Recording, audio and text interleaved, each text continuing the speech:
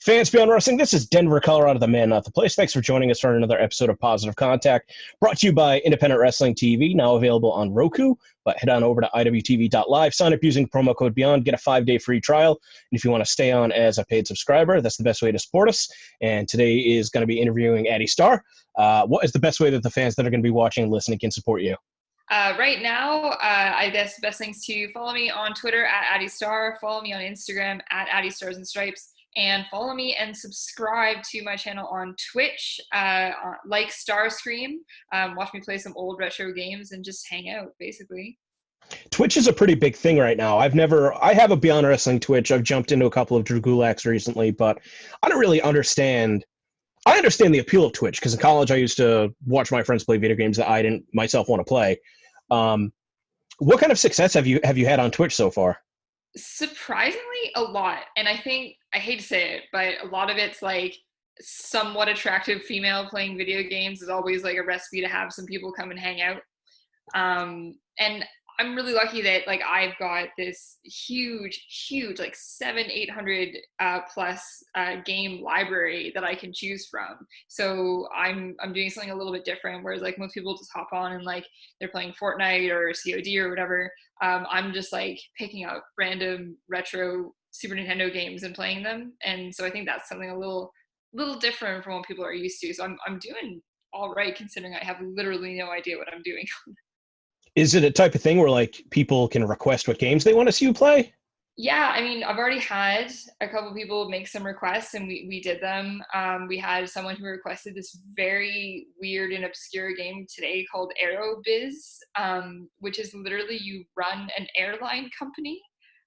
So it's like a weird text-based price matching planning game where you literally can run like from New York to Rio de Janeiro or whatever and decide your price, and you have to like be profitable in this airline company, which is incredibly ironic considering our current situation. But yeah, it was pretty interesting playing something that I never even thought could exist for Super Nintendo. Do you find that certain games or certain types of games are more engaging as far as people participating? Yeah, I think the more obscure ones and kind of like these like rare gems as they're called, because there's a huge community in Super Nintendo collecting that I didn't know about. My boyfriend's like way deep into this rabbit hole of collecting, and there's like certain games that are worth thousands, like literally thousands of dollars that he has in his collection, and people will like ask for those games. Also, I think one of the things that I get asked, because I didn't play Super Nintendo when I was growing up, so like the fact that I'm playing through like Mario games for the first time ever, people find that really entertaining because I'm like reacting genuinely to these games. So those are the main kind of requests that we're getting. Interesting. I don't know. Twitch fascinates me. It's one of those things where I feel like a dinosaur because I've built my YouTube empire and I have no idea what to do with Twitch, especially as far as engaging wrestling. But let's get into wrestling. How long you've been wrestling? Where did you start training to wrestle? All the classic questions. So I've been wrestling now over 13 years. So I started when I was 17 years old, about then. So my debut is 2006. I started wrestling in Cambridge, Ontario, Canada, which is kind of like this smallish town, just about an hour from Toronto. And my training school was actually a crack house above a dollar store in the middle of this little city that I was training in. So it was kind of interesting because I went there as this like young kid, like having literally no idea what wrestling was, knew nothing about it. And I walk in, and the first thing that I see walking into training is some people like literally doing a drug deal. It was fantastic. If you don't know anything about wrestling, how are you ending up there? Are you going with the intent of training? Did somebody drag you there? Someone dragged me there. So I had a boyfriend at the time who was into wrestling, and I had like literally no interest in it. I didn't want to have anything to do with it. But I had just like finished high school, and I was like kind of an athletic person, and I now didn't really have anything that I was doing athletic wise. So he was like, "You need to come and do wrestling because it's like this like sport that you can take part in and you'll stay fit, and I think you'd really like it." And I was a little bit reluctant. I thought it's kind of stupid. Like I don't know anything about wrestling, and all I ever heard was that it was like dumb, fake fighting. So I went reluctantly, and then because I was one of like the only girls there, the guy that ended up training me was like begging me to stay. He was like, "You're actually not bad for like someone who's never done this before. Can you please stay and train?" And he offered basically to have me not pay for training if I agreed to work on his shows when I started, which is kind of like happens sometimes. Just because they were so desperate to have any women. I think there was like me and one other woman in the area at the time. And then as I progressed again a little bit further, there was like maybe like 3 or 4 others in the area. We had, well, like Allie, who's in AEW now, she was one of like the very, very few women in the area. Rosemary was one of the few women in the area as well.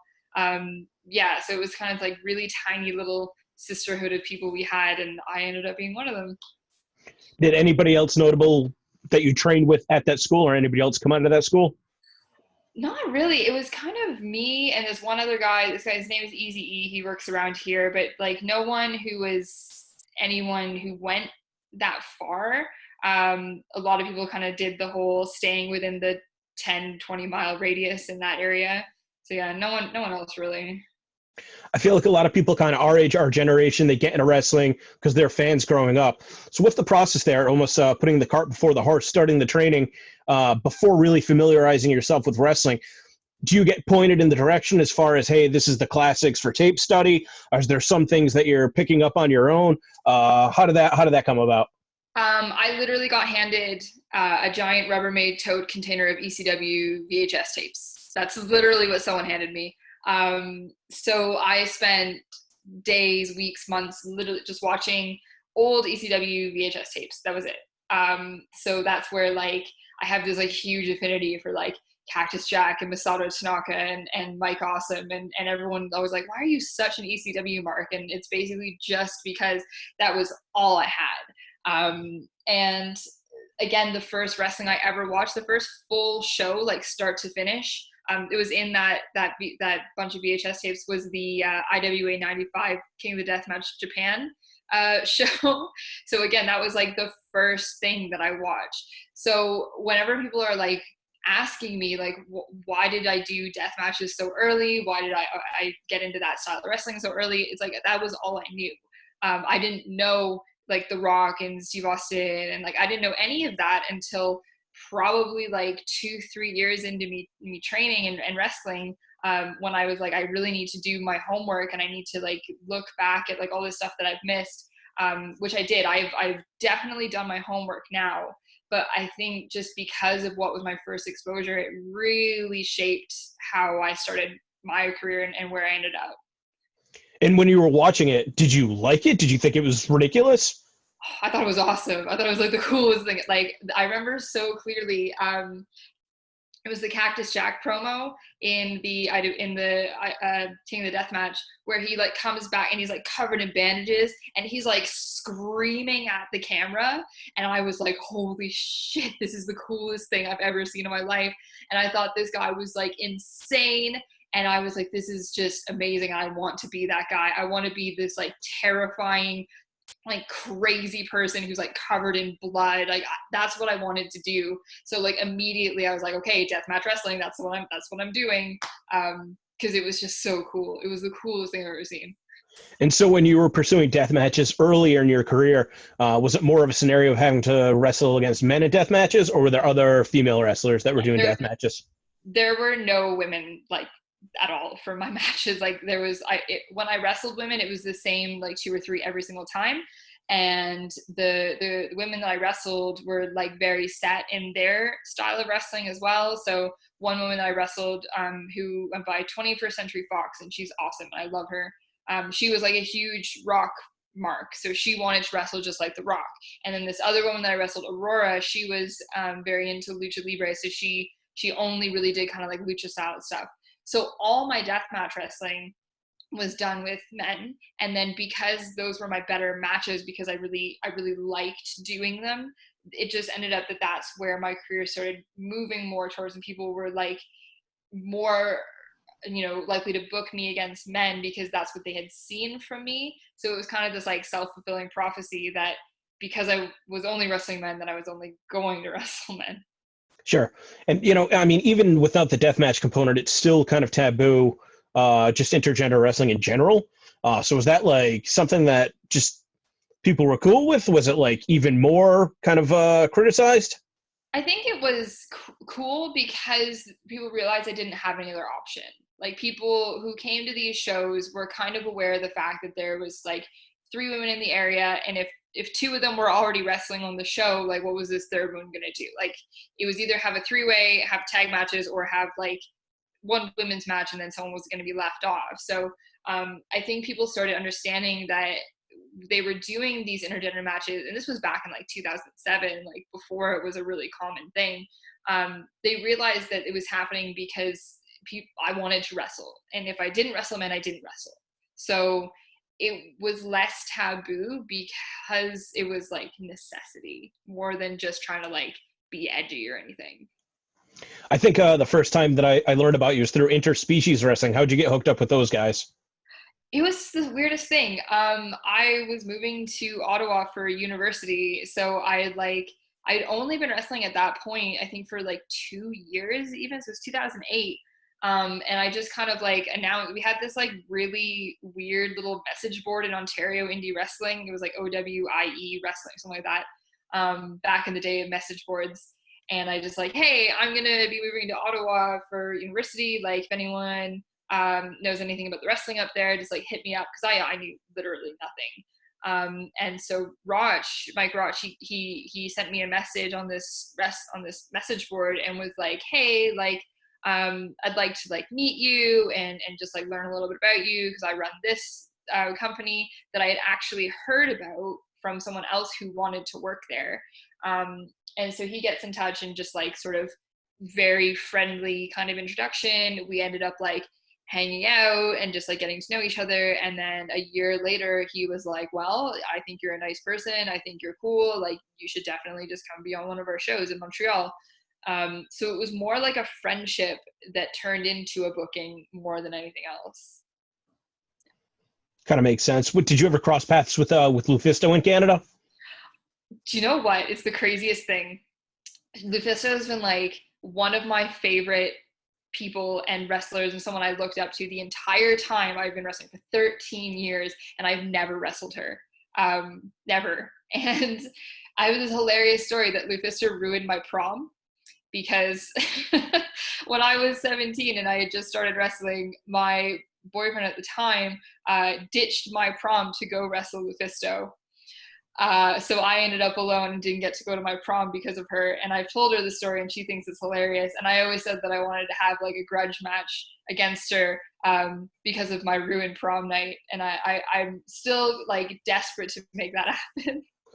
Yeah, I mean, it's funny because it seems like similar career trajectories based on what you've described so far, as far as being involved in death matches and wrestling men, being from Canada. Maybe I mean, that's where the similarities end. But you would think that just based on that alone, that at some point you'd get matched up with Lufisto. So that's wild for me to hear. I'm completely blown away by that fact.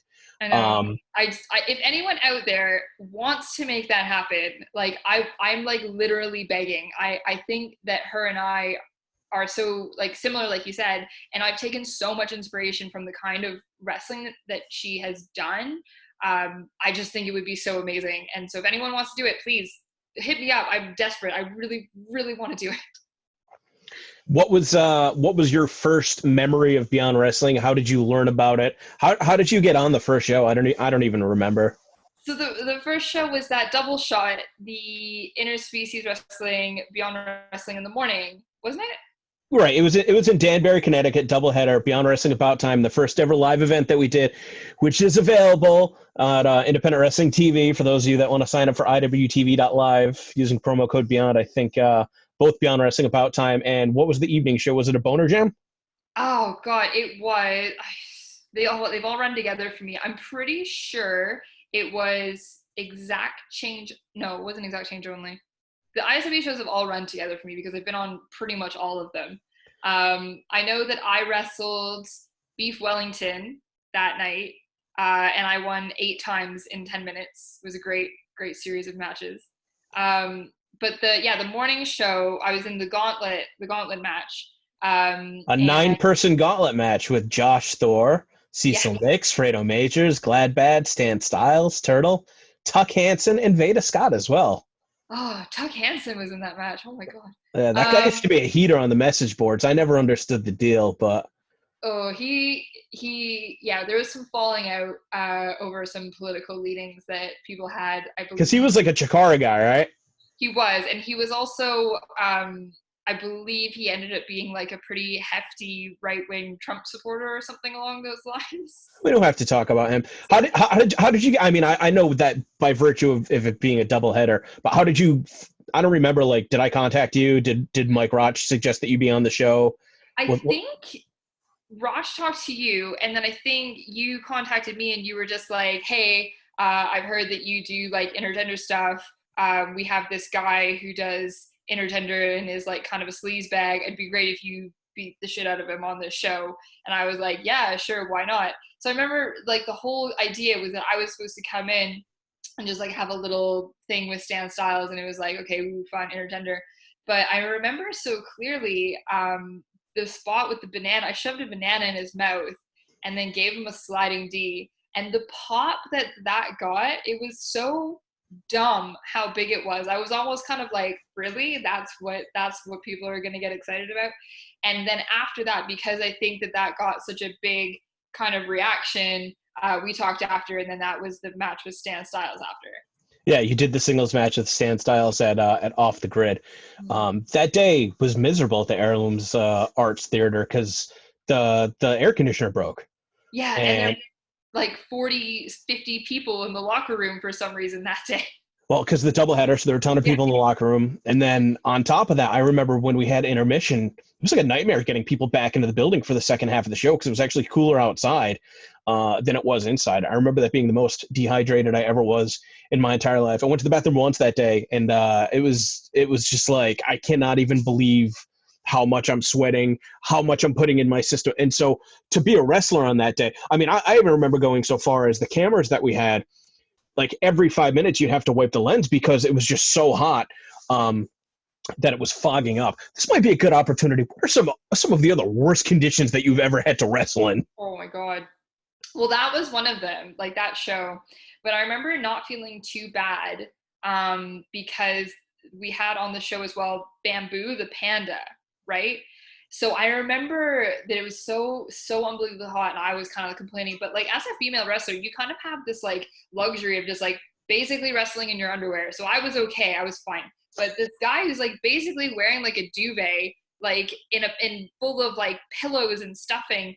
Obviously I won't say who it was, but he comes backstage and he takes off this costume, and there were people at the ready with like spray guns, like spraying him down with cold water when he came backstage, just because it was so terrible and so hot.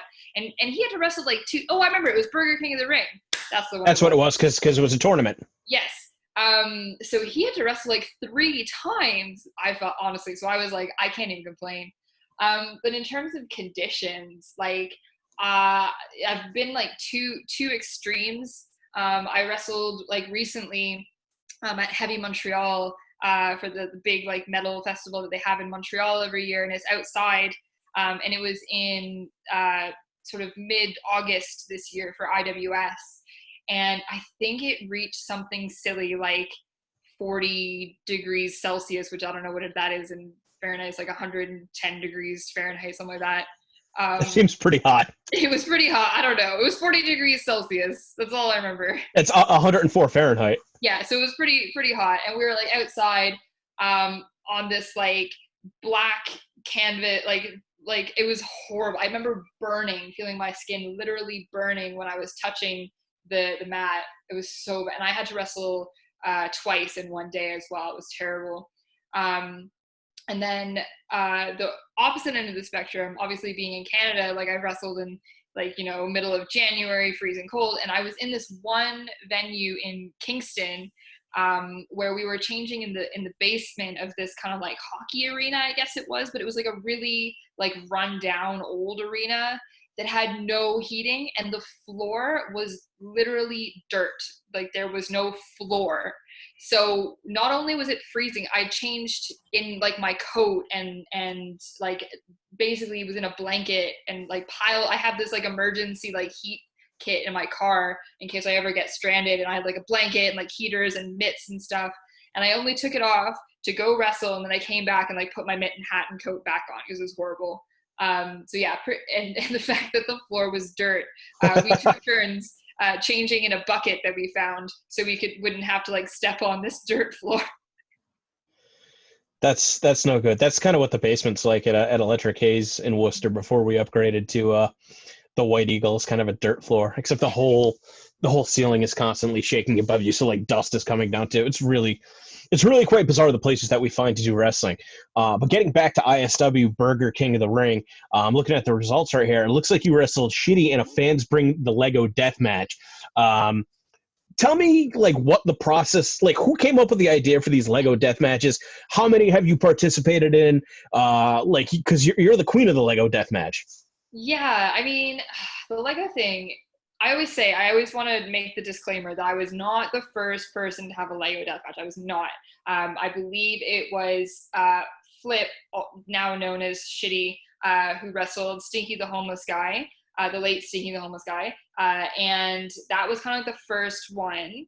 And there was kind of this like mixed reaction to it because they didn't really like use a ton of like there was Lego, but it wasn't like the extent that I've used it in my matches now. And Twitter wasn't as big of a thing.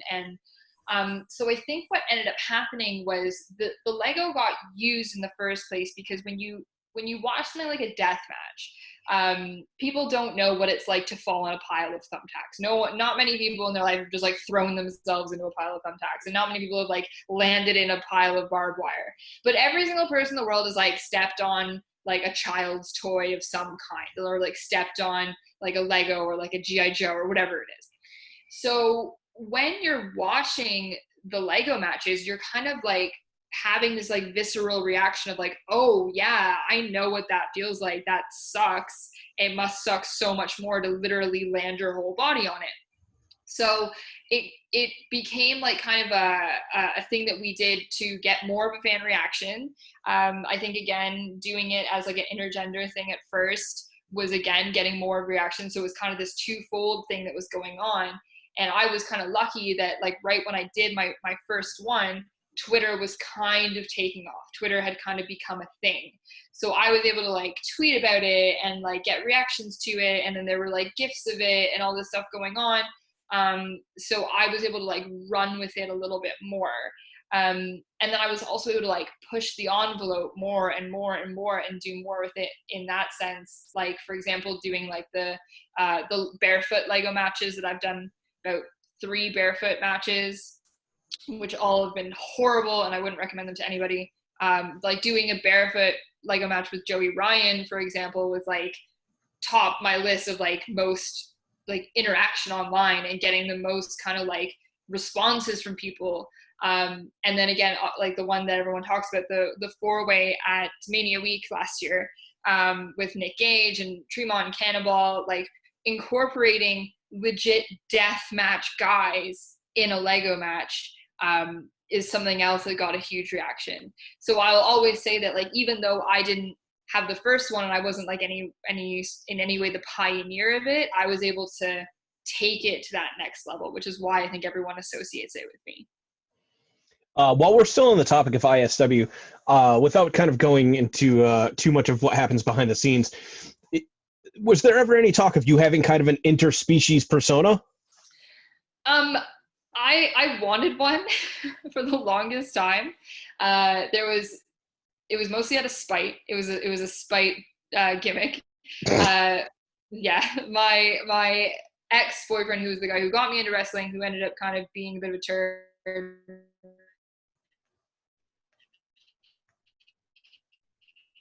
He had always wanted to do the cat, which I really liked, and I wanted to steal it from him just out of spite. But Raj kind of looked at it as like, well, you already kind of have a gimmick being the only woman in interspecies wrestling, so you don't really need it.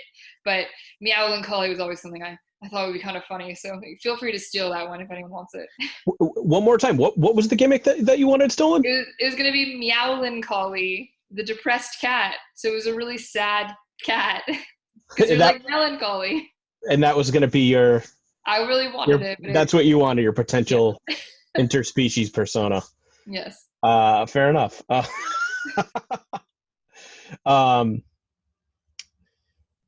before we get to your eventual departure to the other side of the world, well, I guess just the other side of the pond, a couple more matches you had for Beyond Wrestling, teaming with the Super Smash Brothers against the KOA. Did you have a lot of opportunities to travel as a result of kind of other people in Canada and, you know, you benefiting from being somebody to hop in the car? Or were you kind of taking the lead on organizing carloads? How does that kind of work up in your neck of the woods?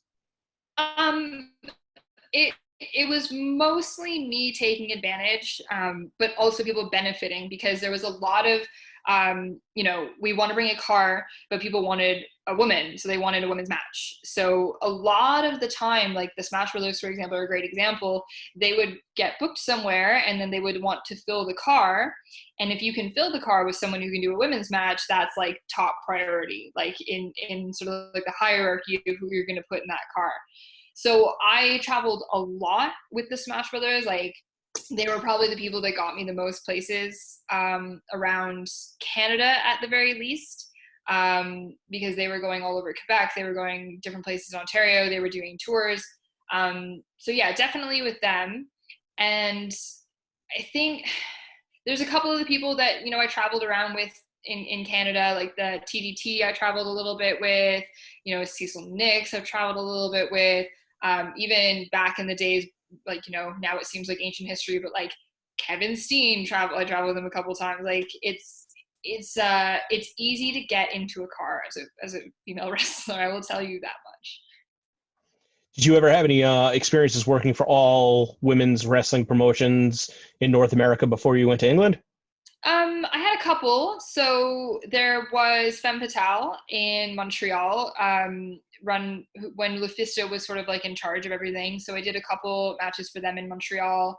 Obviously working for WSU down in Jersey, but I think that the women's wrestling didn't really explode as kind of an all women's promotion until after I had left for England, because I think the demand grew a lot more around like 2014, 2015, when they had the whole women's wrestling revolution and that was going on.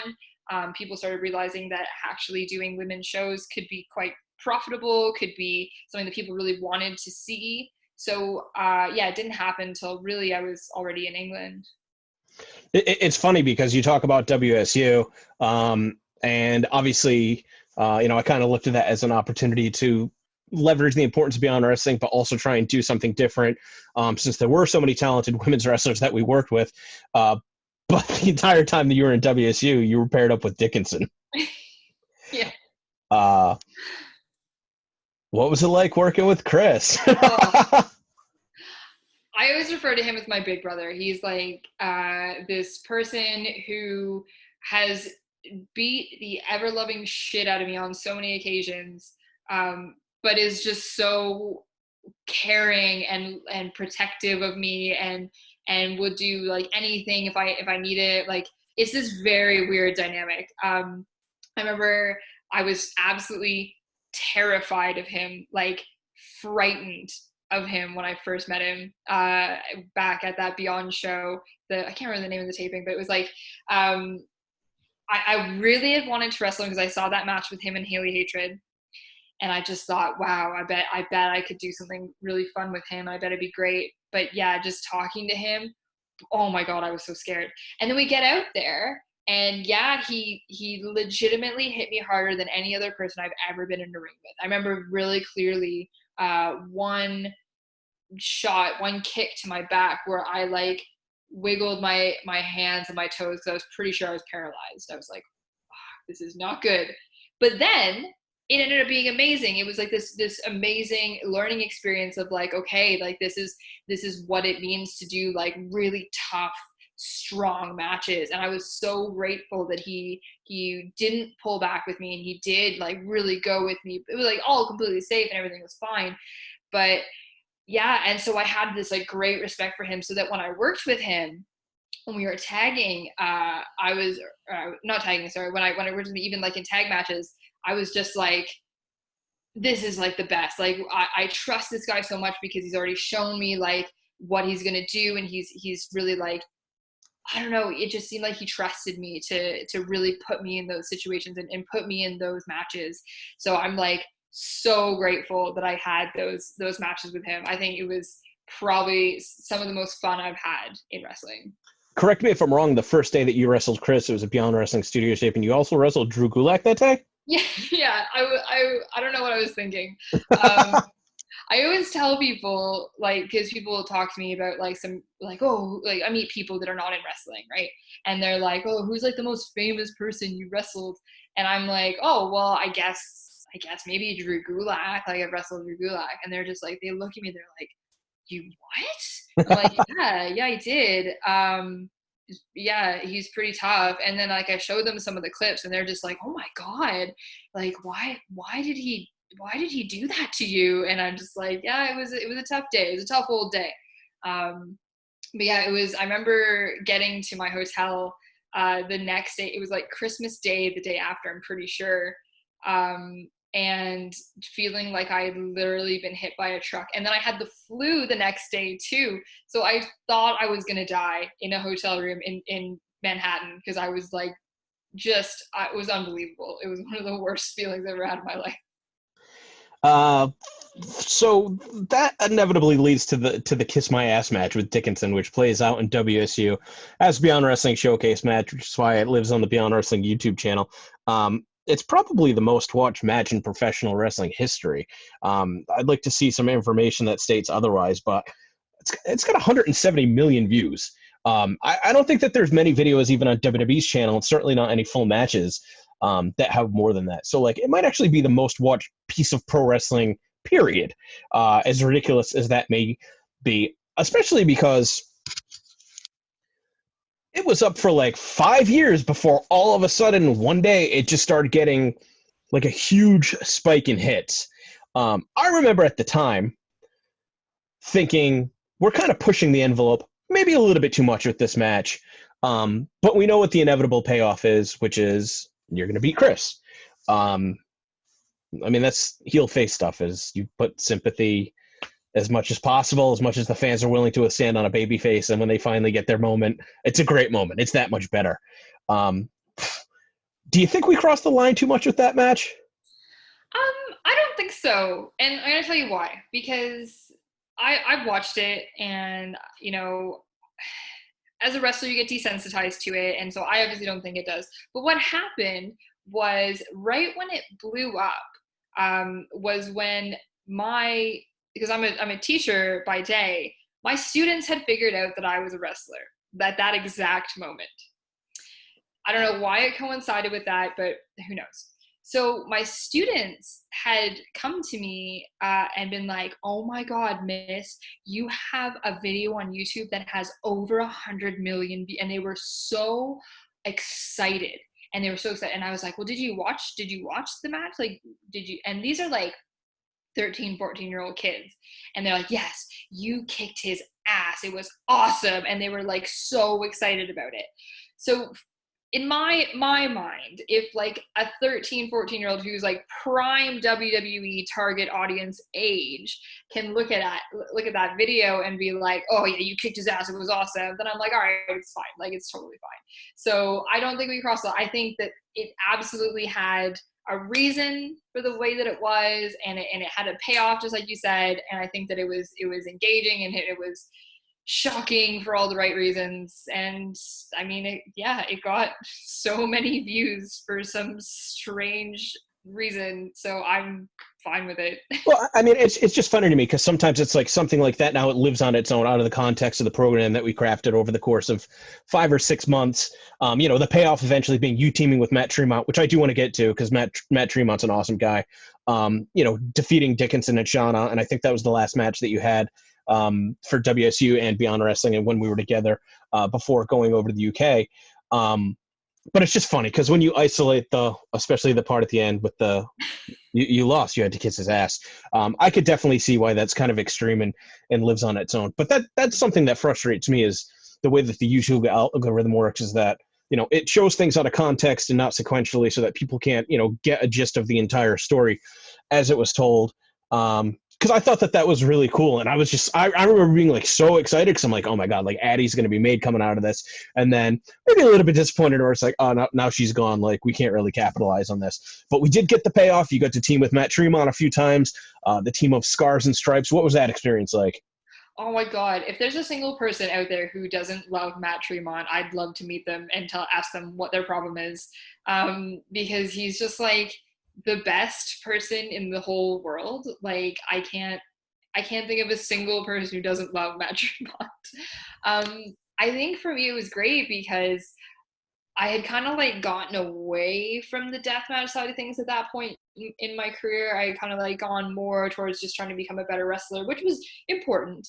But meeting Tremont was kind of this opportunity for me to speak to someone who was like really into that deathmatch scene. I became good friends with him and we talked and he told me a lot about kind of the stuff that he was doing and how he had kind of become a better deathmatch wrestler. So I was really grateful to get to know him. And then that kind of got me in with that like whole CZW crowd, getting to know all those guys. And yeah, it was kind of this like little push that I got to kind of get back to that deathmatch side of things for a bit. Shortly thereafter, moved to the UK. Any interest in wrestling when you initially got over there? Um, it was hard. It was really hard to get into wrestling when I was over there.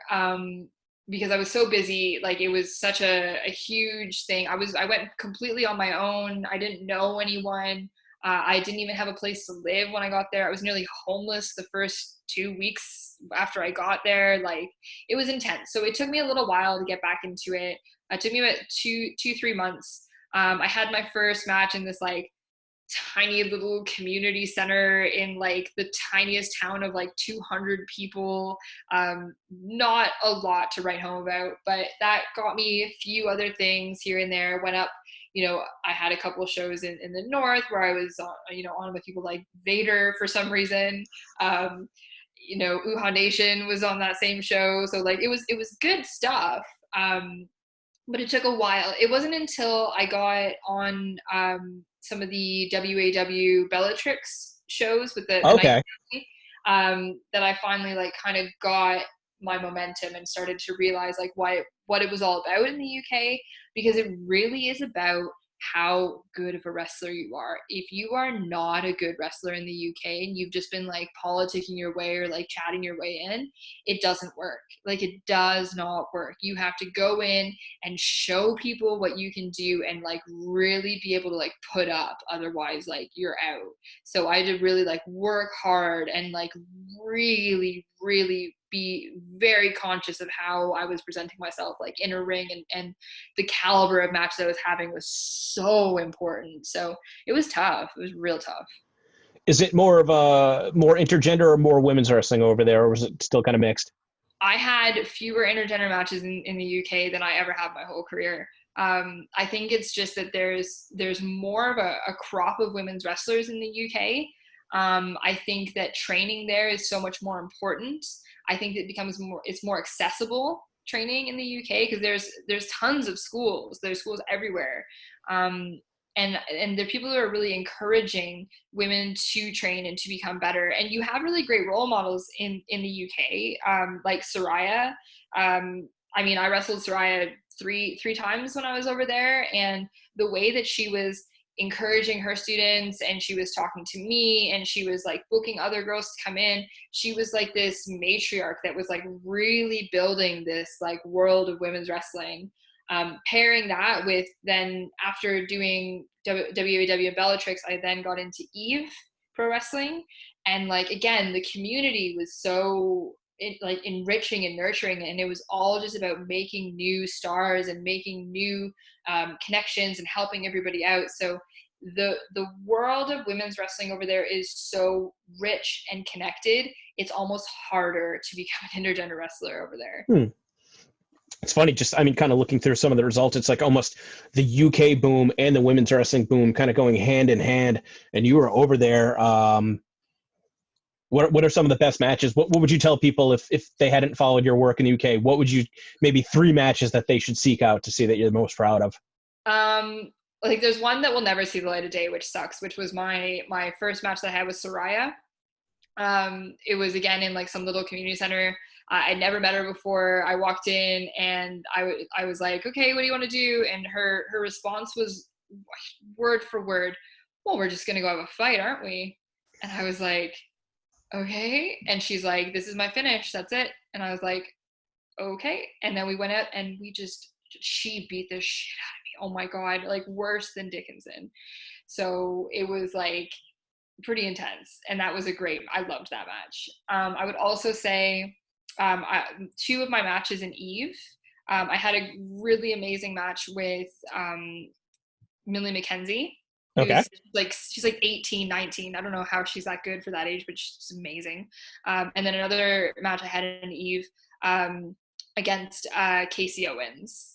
She's like, just both of these women are just so good, and they bring out the best in everyone they work, and I was really lucky that I got to work both of them. So yeah, probably those 3.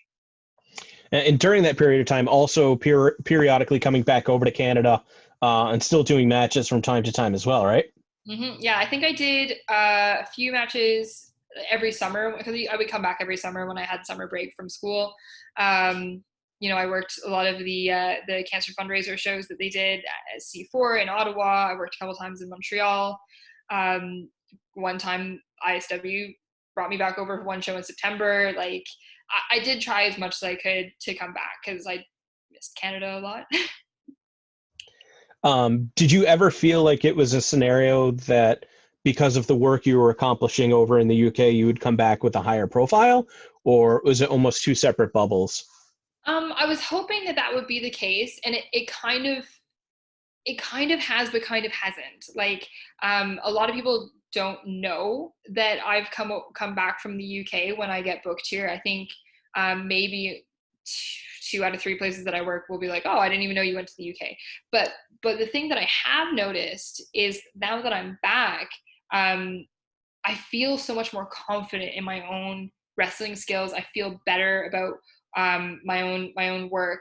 I think that time in the UK was absolutely necessary for me to get to the next level in wrestling, because I feel comfortable. I feel like I can help newer people. I feel like I know what I'm doing a lot more than I used to, because the quality was so high in the UK that I had to step up.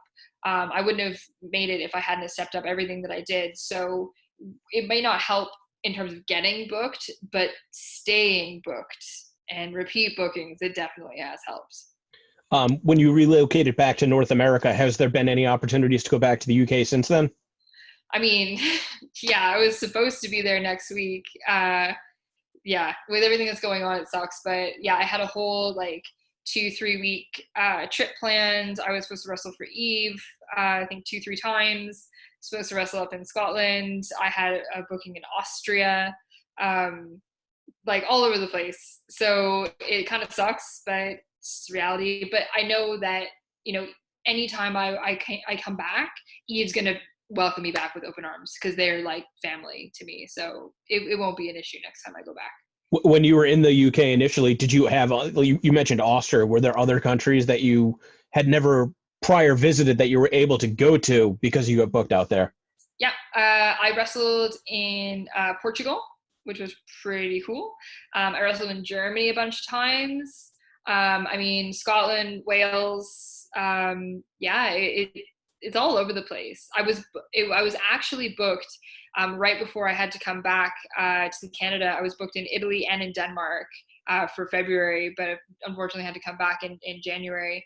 So it's actually surprising how much wrestling is out there. You just have to kind of look for it. And again, it's one of the benefits of being a female wrestler. They have maybe one woman in Italy that works regularly. So anyone that wants to come over, they're like, yes, please do. So it was pretty awesome. I got to go to a lot of cool places. First match back working with me personally was Maria Manic at Women's Wrestling Revolution Widowmaker, which is available on IWTV. You can use promo code WWR Pro for that one if you want to watch it. I thought stylistically that would be fun matching up because you play a really good underdog. You know how to sell convincingly and really draw sympathy from the crowd. And Maria Manic, she's kind of a maniac. What'd you think working with Maria? I was so afraid of her for like the first like 2 minutes that I met her, and then as soon as she started talking to me, I was like, oh no, she's fine. So it was crazy because she literally like is as strong as she looks. Like you look at her and you're like, oh my god, she could probably like press this guy over her head, and yeah, absolutely, she can press that guy over your head. So it was an interesting style of match because she was so like strong and solid. She was a little like more like set in everything that she did, and a little like stiff when she did this kind of thing. But it was great. I loved it. Like I love absolutely playing that underdog. I love selling. Selling is like one of my favorite things about wrestling is getting the crowd to feel super bad for me. And I mean, I busted her right open, and that was really cool. It was unplanned, but really awesome. So yeah, like I loved it. I would love to work her again. Like I really genuinely would. I think that was just like a little taste of what we could have possibly done. Did you guys even? I mean, that's New York and the athletic commission it's such a money grab. Did you guys even have to get checked before the match? Do you remember that day? We did. You did. Yeah, we did. But the match didn't get stopped, even though she got caught. No. They asked us all the normal questions like, "Are you pregnant? Do you have these disabilities or these problems?" I'm like, "No, everything's fine." Yeah, they were fine. Nothing happened. I don't like them anyway. So obviously, based on the success of the match, the 4-way match that you had, which Nick Gage I don't think was originally supposed to be a part of, right? It was supposed to be Viking instead. Mm-hmm. But obviously there was some chemistry there. Finally get to do a singles match with Nick Gage at Beyond Wrestling Sodom and Gomorrah, House of Independence, Asbury Park this past October. What's it like working with Nick Gage? Oh, if I could work Nick Gage every time I wrestle, I would be happy. It's just like he's got this aura about him that I can't explain. Like even my boyfriend now, he's like, he tells me all the time that I'm his second favorite wrestler because Nick Gage is his favorite wrestler. And I agree completely. I'm like, yeah, obviously. Working with Nick Gage, like all he wants is to have good matches. Like he is not in it to like get himself over. He's not in it to be this like big tough guy or whatever. He's just there because that's who he is, and what he does when he comes out is literally just Nick Gage. So I mean, the fact that I've gotten to work with him twice when there's people who are like begging to work with him once, I feel really, really privileged. I would love to have a full like deathmatch, like full on with him. I don't know where that could happen, but like that's like the final kind of thing that I want. Because then I'd have my 3 matches and I'd be good. That's like the number. But yeah, I think with him, it's just if you want to have a good match, that's all he wants, and he's gonna do it. And if anyone can have a bad match with Nick Gage, like I'd love to see it because I just don't think it's gonna happen. Yeah, it's so funny because it's not an act, and he's genuinely like that. But he is really like a master of the craft, and like he's so skilled, but he puts so much effort into it. It's just like his attitude, even though it's like murder, death, kill, like I'm gonna kill you, is somehow like infectious, and somehow even with it being like kind of negative, like it's actually really positive. Like obviously focusing on some of the darker aspects of life, but there's just so much positivity that comes out of working with Nick. He's a one-of-a-kind person. We put that match up for free on our YouTube channel. It doesn't have 170 million views yet, but we'll get there, right? Full time. And then final match with Beyond Wrestling for the foreseeable future, assuming that we get back to normal one day, was a match against Davian that came about maybe 6 hours before it happened. Tell us the full story about that, because we were under a lot of scrutiny because we didn't have a women's match scheduled for Heavy Lies the Crown 2019, largely because of the way the stories came together, and then the availability of the talent that we had. Heavy Lies the Crown almost being like a second American Rana now. We really focus on the storytelling leading up to it, especially with the benefit of having seasons of uncharted territory. So it's a show designed mostly for blow-offs. And then unfortunately, there was a lot of the women's wrestlers that we normally work with that just weren't available. Top of the list, like Layla Hirsch would have been somebody that would have had an extremely high-profile match that day. She left that day to go to Japan. So it's funny because we were kind of coming under fire where it's like, oh, Beyond Wrestling doesn't support women's wrestling, which, I mean, all right, give me a break. But yeah, how did you get on the show? How did the match come about? So I was actually in Montreal the night before, like 2 nights before or something like that, wrestling for IWS. And my boyfriend was just like, surprise, we're going to go to Boston for this weekend. And I was like, what? And he's like, yeah, we're going. I got everything packed. We're going. So we ended up going on this like really fun little, like, I guess, road trip for New Year's Eve. And then we also got an Airbnb in Providence for one night, just for fun. Like, why not? And as we were driving to Providence, I saw the sign, the exit for Worcester. I was like, oh, hang on, that's where Beyond does their shows. And then I was like, oh my God, there's a show tonight on, because we were trying to figure out what to do on New Year's Eve. We had no plans for New Year's Eve. And I was like, I turned to my boyfriend, he's like a huge wrestling fan. I'm like, how do you feel about going to a wrestling show tonight? And he's like, oh my God, I would feel very good about going to a wrestling show tonight. So that's when I just messaged you, and I'm just like, hey, for whatever reason, I'm literally in Providence right now. Might stop by the show. Do you need anyone? And I had my gear because I had just wrestled it for IWS. So it was this like really lovely little twist of fate that happened. Show up and you managed to get Davey Ann, who I adore, and I really, really hope I get to wrestle her again. It was great. And we had like an absolute blast drinking White Claws and getting, shit-faced on New Year's Eve. So like totally fun time. It was like the best New Year's I could have hoped for. Isn't wrestling on New Year's Eve? I love wrestling on the holidays. I'm a big proponent of it because you eat earlier in the day for holidays like Thanksgiving and stuff like that. And then you're looking for something to do at night, and a lot of stuff's closed. So I love the holidays, but obviously I would imagine the drinking started after the match you guys were on first. But is that a cool way to spend a holiday? Like, was that a cool way to ring in the new year? I think, yeah, for me, because wrestling was one of the reasons like why me and my boyfriend got together, because he's this like huge Mark. Like my boyfriend is a Mark wrestling fan. Like he's still, we've been together over a year, he still asks me questions about like how wrestling works. So for us, like to literally sit and watch like such an amazing show was just so much fun. And and like I still love sitting in a crowd and watching even as a wrestler, like 13 years later, for someone who knew nothing about it, coming in and watching a show as a fan is still so much fun, because I'm still kind of new. Like there's people that have been watching wrestling for 30 years and I haven't. So I'm going to enjoy it as long as I can. And I thought that show was really great. I mean, I loved, watching Eric Stevens and David Starr was an amazing match. Chris Statlander and John Silver was an amazing match. And I'm showcasing all this, telling my boyfriend, like, this is what indie wrestling is. Like, I know you watch like WWE, but like, this is indie wrestling. You have to watch it too. It's great. So yeah, I mean, wrestling on New Year's Eve, if you haven't done it, definitely do it. Do you get as much pleasure out of seeing Dan Barry in a Fans Bring the Weapons match as I did?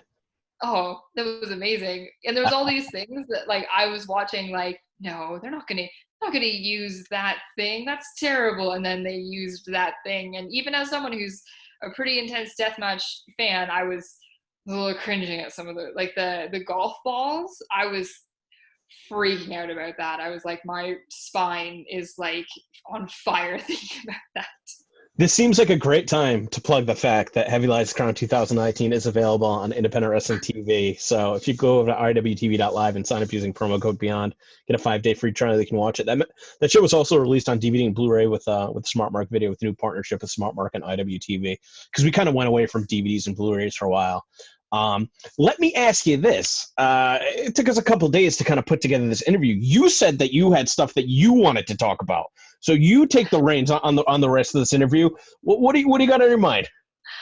Oh my God. No, I think I was just being an asshole. I think I was just trying to be like edgy. I mean, I just, I think it's really, really great that you're still producing all this content because, like, I mean, right now people are just like absolutely dying for any kind of content, anything that they can get their hands on, that they're not like morally questioning watching. Like, I will admit that I'm still watching like AEW, but I still feel really bad watching it because I know that it's like this weird ethical thing about like whether it should be happening or not. So it's good that people are still being given so much to do in this time. That's basically it. Like, I'm happy about that. Yeah, I mean, for sure. For right now, like what's old is new again, and to me, these episodes of Positive Contact have become more cathartic than it is like, hey, I'm beyond wrestling and I want to keep producing content for other people. Like, it's actually really cool to link up with people that I don't normally get a chance to talk to because I only see them at shows and I'm doing a million things day of show. Because like legitimately, I didn't know where you trained or who you came up with and stuff like that. So that's stuff that I know now.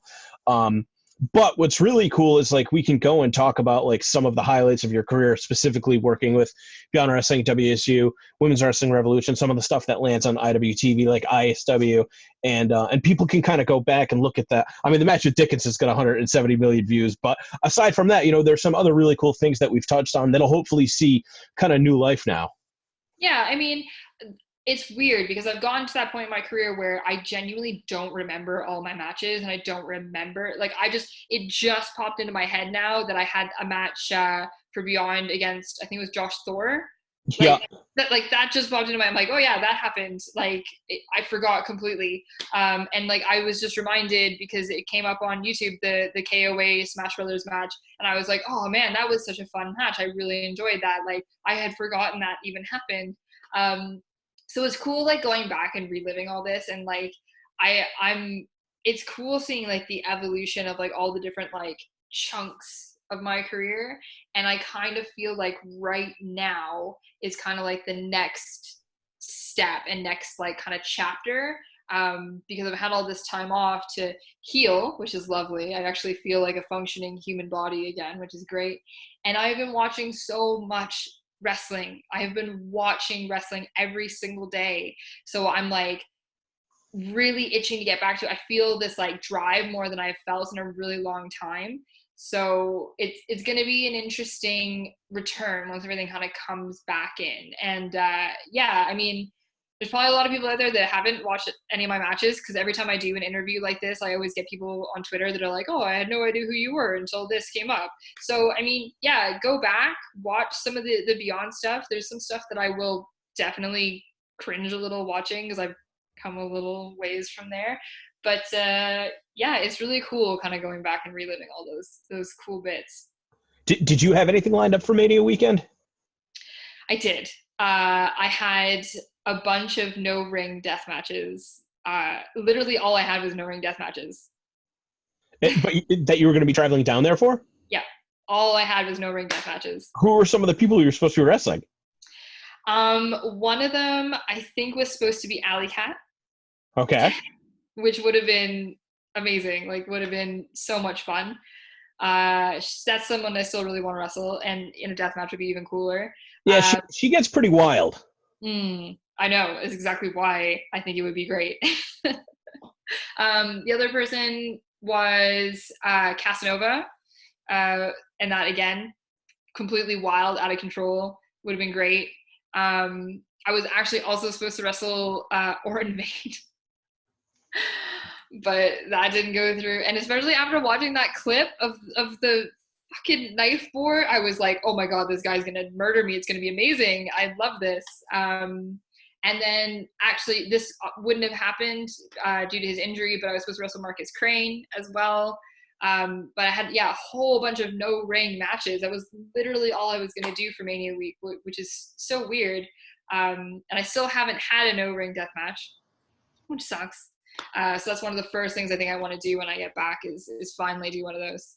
I think that no ring shows are probably going to be some of the first things that start coming back due to the logistics of running them. Of course, hopefully in a safe and controlled environment. While we get a couple minutes, you got into powerlifting. Yeah, I did. Is that? I mean, would you call it like? Did you ever do it competitively? Was it more so for self-improvement? Like, it was when I quit wrestling for a year because I hated wrestling for a year. There was one year, I want to say it was around like 2016, where I was so frustrated and I hated everything, and I was going to shows and I wasn't having fun. I was like dreading the days of shows all the time, and I was like phoning it in. I just quit. I was like, I'm done. That's it. I don't want to do it anymore. Had my last match with Shitty, also known as Flip, and I was like, yeah, that's it. So what I did instead was I got into strongman, not powerlifting, strongman. So it's like strongman's really stupid in that like it's all about like really dangerous, unsafe movements where you just throw things or you like lift really heavy things, and it's completely out of control. Like I pulled like a 7-ton truck for some reason. Yeah. And I did do a competition. I did one competition because I was only out for a year when I was doing this, and I didn't come in last, which was my only goal that I had. I came second last. But yeah, it like I personally think that being in wrestling, you have to have some level of strength, which is why I'm so stoked that you've been doing your gym stuff too. I've been like double tapping everything that I see. I'm like, yes, it's the best. Because I think that wrestling, a lot of people get into it without understanding the level of athleticism and strength that you actually have to be in it. So yeah, I think it went hand in hand, being strongman, powerlifting, and wrestling.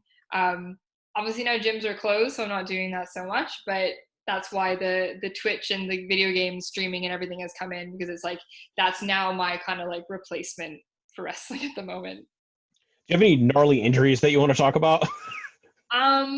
I basically got my ear ripped off my head, kind of like Mick Foley. Yeah, that's what I want to hear. Let's talk about that. Yeah. So one of the first big death matches I ever did was when I was 18. 18 or 19, I can't remember how old I was, 18 or 19. And the match was set up so that there was these two big wooden frames about the size of a door, if not big, maybe like two side-by-side doors that were just like barbed wire spider webs. Like they were horrifying. So I have this match, and it was a no rope barbed wire match too. And I get all fucked up from the match and everything. And then the finish to the match was that I took a splash mountain powerbomb through one of these spiderweb things. And that in and of itself wasn't so bad. It was like whatever, normal kind of bump into barbed wire. But then what happened was someone got thrown on top of me, and they hit me right in the face, and my ear was like right on some barbed wire, and then my head got shoved back like against this barbed wire. And I didn't really feel it for the first little bit. I was just kind of like, okay, like, well, I'm just a little bloody, whatever. And then I get backstage, and someone like looks at me, and they're just like, oh, you're bleeding a lot from your neck. And I look, and they like look back behind my ear, and my ear's like basically like hanging off my head. So I had to go get stitched up. Like, thank God for free healthcare in Canada. Great stuff. Go get stitched up. And then it wasn't actually until like a year later that I read Mick Foley's book, and I was like, oh yes, like this is awesome. I'm like the same as him. We're like brothers. This is the coolest thing. So I was actually like super stoked that I nearly lost my ear, and it was like my favorite injury that I've had. Glad we get to talk about it then. Yeah. Yeah. Anyway, any final words of wisdom? Any plugs that you want to get in before we hit the old dusty trail? I think again, just come see me on Twitch, because that's kind of like the biggest thing I'm doing right now. If you have any video games that you want to see us, because it's me and my boyfriend that do it, and you want to see us play on Twitch, please recommend them. We probably have it. I almost guarantee we have it. If you feel so inclined, feel free to subscribe to our channel. We are now affiliates. We can take subscriptions, and that does help support us and help us, keep putting out content. We're going to be putting some of it up on YouTube, doing some reviews, some more cool gaming stuff, especially like wrestling games. If there's wrestling games that you want, because God knows there's enough of them, please recommend some, and we can do some like fantasy matches and then do some like reviews and fun things. I'm all about making fun video game content right now. So cool. Well, this was fun. It's great. Loved it. Thinking about all the great times, like when you got your ear ripped off, or when you had to wrestle in 104 degrees outside. Great times. Well, hopefully the misery of the pandemic will pass so we can get back to the fun times of wrestling. Absolutely. All Oh right. man, good stuff. Thank you for All doing right, it. Have a good see one. you later.